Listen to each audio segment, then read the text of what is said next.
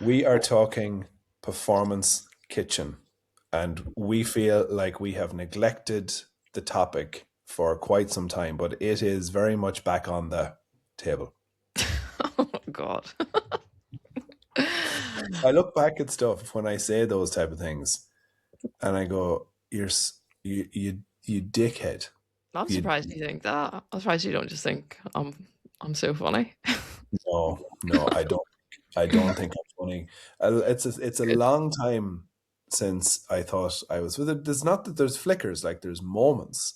And then I go, why can't I say funny stuff like that way more often? I am at home in Sligo in my own kitchen, so it's very fitting for the conversation. I think that the value around food was always there for me because I knew food from a very young age played a vital role in how I felt and how I performed. I didn't really understand the science behind it, but I understood its value. The kitchen was always chaos. That part in setting it up as a space that you walked into with interest and excitement and curiosity and a constant kind of mind towards improving, that has come much more slowly. Now, my mother obviously would have said very different because like she is an incredibly creative eye and it was always her that drove it. But maybe you need to own your own kitchen. What do you think? I think everyone has their different ways of interacting with the kitchen, and that definitely shapes how much you want to be in there or not. Whether it is a space where it's messy and it feels like it's chaos, can make maybe cooking or interacting with trying something new something you want to steer away from, or not very encouraging. Whereas if it is a place that you created with intent, you show up differently in there and you have a different mindset towards wanting to cook, wanting to prepare a decent meal, and even the cleanup and the organization of it around that feels very different depending on where your headspace is with it. Like I grew up, it was quite organized, and it was like the meals were organized. My mom was an amazing cook, but my sister was a chef, so it was all. And my granny was always baking things, and we always had jam and different like new foods that were made from home from scratch. And it was always a place where food was valued, and the kitchen was just a space where people. We always had good home cooked foods with the family at meal times. It was just a space that probably shaped my value on it now. I think that's the part that I have always valued most. It's the connection around meals and the time spent around meals and the conversations that are had that are so special and so formative. And there's a lot of stuff that's happening below the surface in those experiences that you're not really conscious of when you're growing up. But then No. as you get older, you realize how important they were. Imagine that there's kitchens in America and apartments in America don't even have kitchen spaces Hmm. anymore. Like that's how they're being developed. I was just looking there to see if I could find a stat around like the calories consumed either out of the home or in the car, versus what we grew up with and what we try to encourage in what the kitchen represents for performance. Especially when it comes to performance nutrition, it can be very easy to deliver the requirements and the like show what someone might need.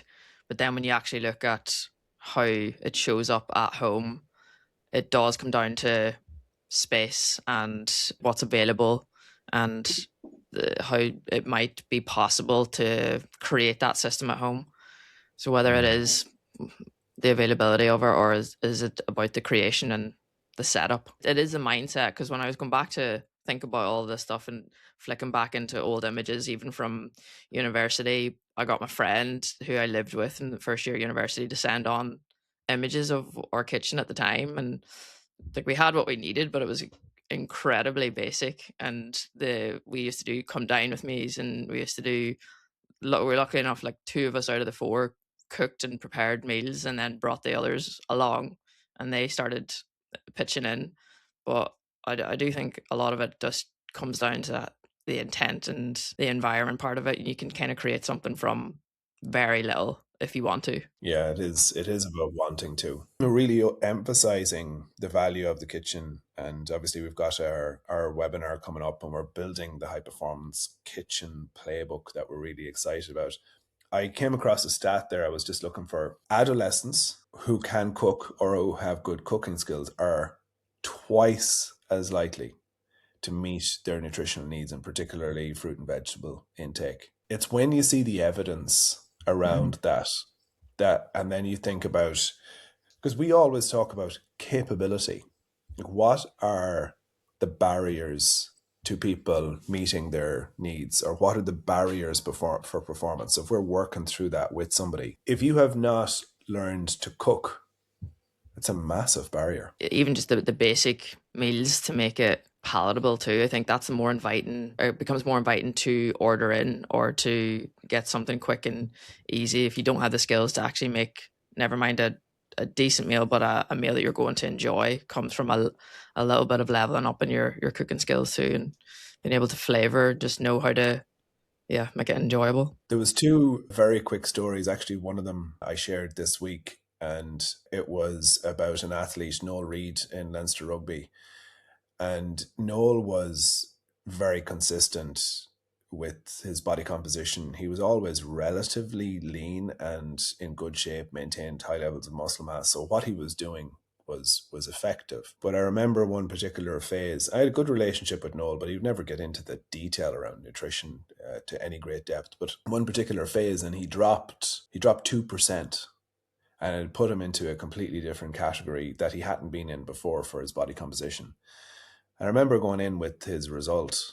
He had his DEXA done. So DEXA is it's a scan to assess muscle mass to fat mass, and your ratios then will determine your body fat percentage. So I remember going into him and sitting down beside him, and I was like, no, this is unbelievable. Like, this is such a big improvement. Like, what's the big change? And he sat back and he said, I've actually been cooking way more recently. I've been making more of my own meals. And I just thought, oh my God, like, what a brilliant reflection. It would be so easy for somebody to think out of that, well, you just cook calories. But he obviously he's cooked calories, but it's more the sense of decision making, the value of it, the quality of what he's eating. And of course, then you're less likely to overeat. You're more likely to be in line for your calorie needs. But I always remembered it.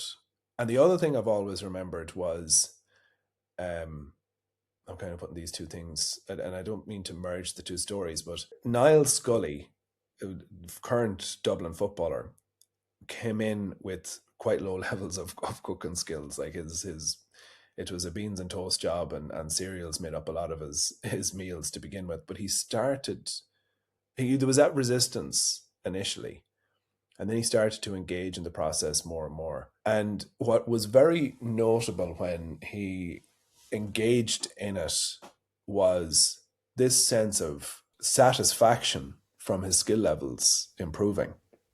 And I think that's something that we can underestimate from the impact of the skill and the kitchen. And, we talked about the mentality point, but if you can really emphasize the value of the space, and it can be, if it represents a very clear link to you performing better, you're going to take a little bit more time to invest in it. Comes back to a little bit what we talked about last week on the mastery towards like the goals, and you breaking down small components of, especially if it relates to trying to improve nutrition. No, we already know there's a direct link between like meeting your requirements, improvements in nutrition to performance, but the components that goes into building up that is cooking skills. It is the being able to chop an onion, being able to organize your space, to know how to meal plan. That is a skill in itself, and to know how to do it so that it is not a huge stress. I know there's a girl in our team who she meal prepping, even the word meal prep to her means every single meal in the week is cooked in the one day, and that never lasts longer than a week or two. It's always these spikes in motivations to do it.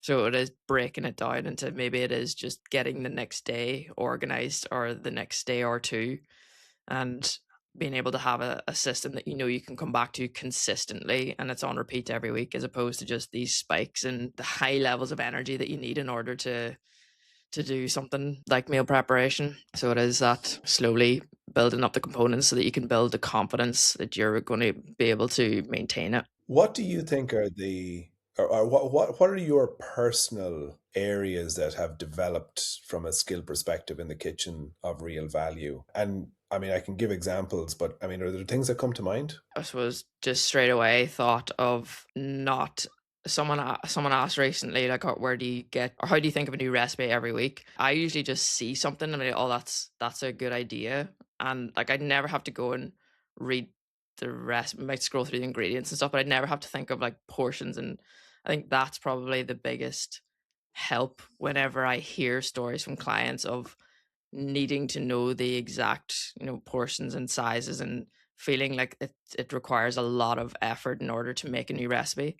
And that's, I suppose, how we've nearly created our process of building up that bank of recipes so that you can build the confidence in just a small few you can come back to. But I think personally, it's probably being realizing that, like, not realizing that was a skill, but then slowly realizing that it's not an easy thing to build up.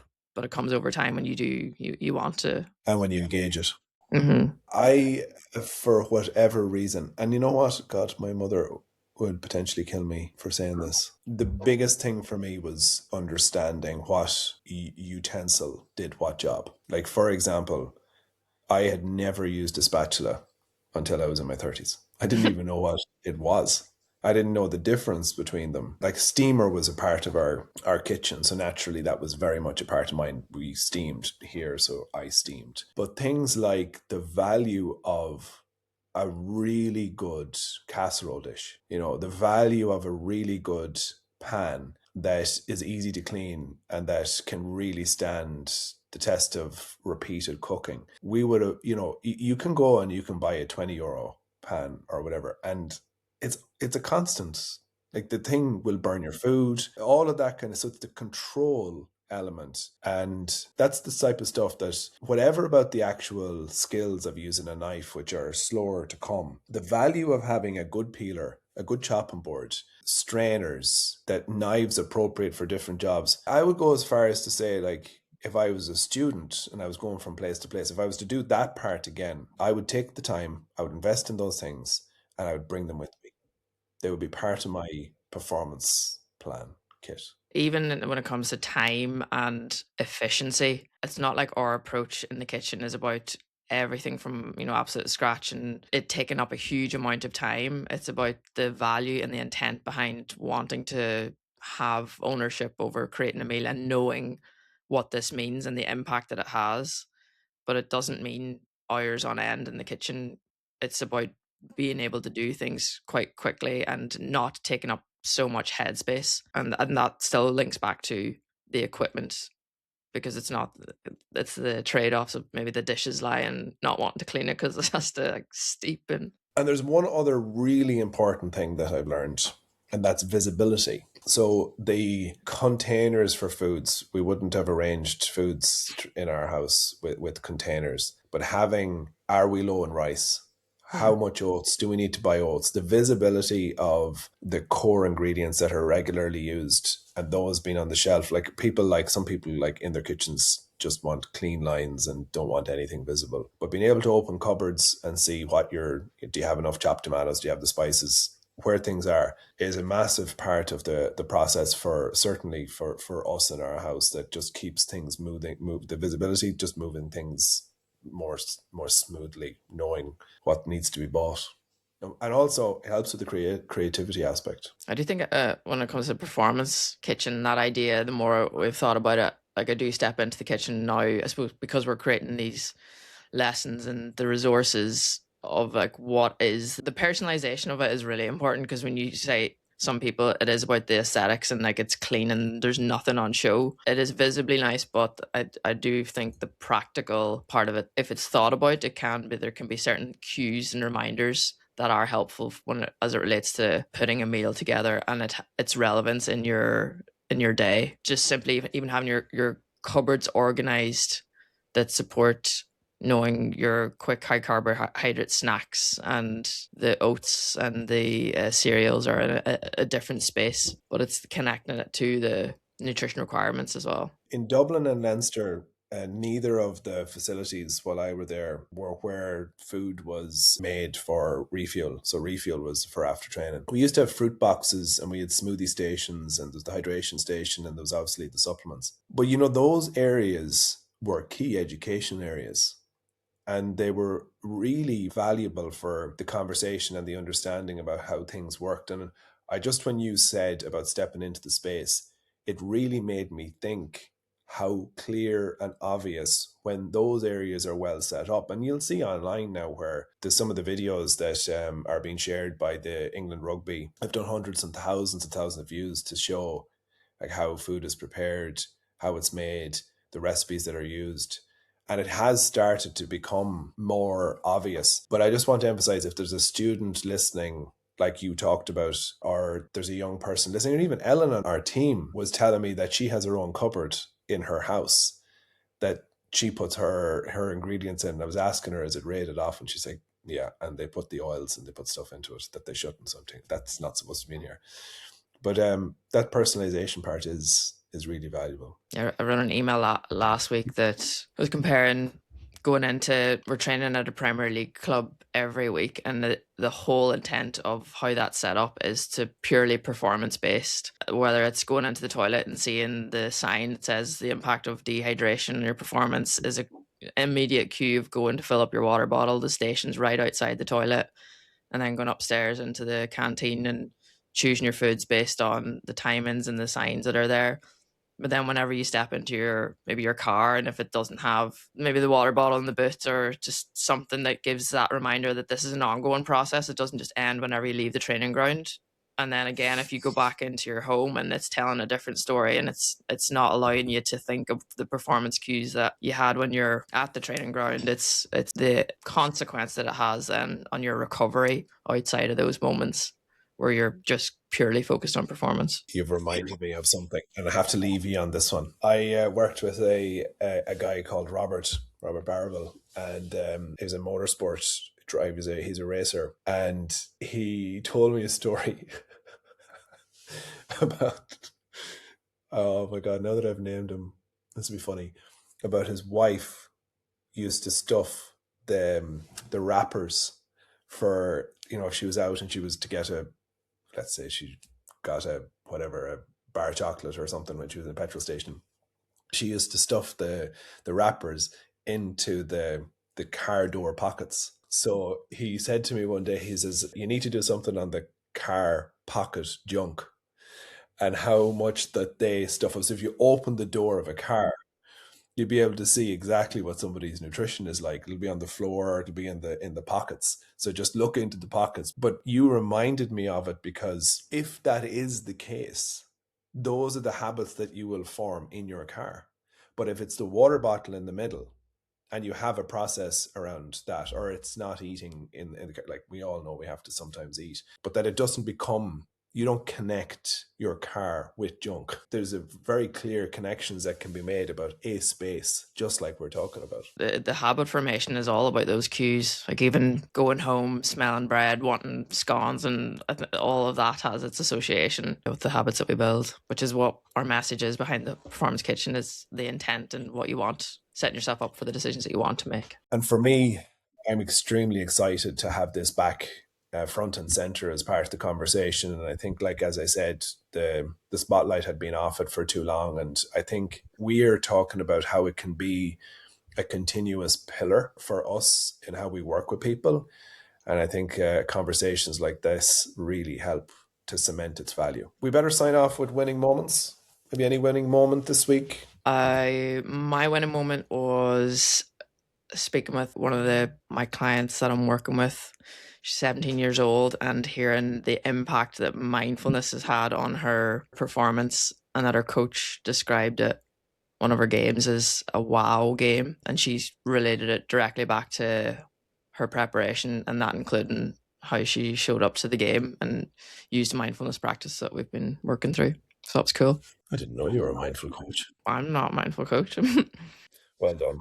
Well done. That's a great winning moment. Mine was I did a team workshop down in Cork last Sunday, and it went really well, really well. and was thrilled with the experience and getting to meet new people. But my winning moment was the next day when I woke up to the feedback, and it's the overall appreciation that the group had, but how that they feel like this is the start of something really exciting for them, and how they took ownership from it, and from the discussion. And that was definitely a big thing for me, when you aim to empower a group with the right standards around everything that we talk about, and you feel that click where they go, that this feels like this is more than just the conversation that we just had. Like, there is something that we feel like we can really build on. That was a really energizing winning moment for me this week.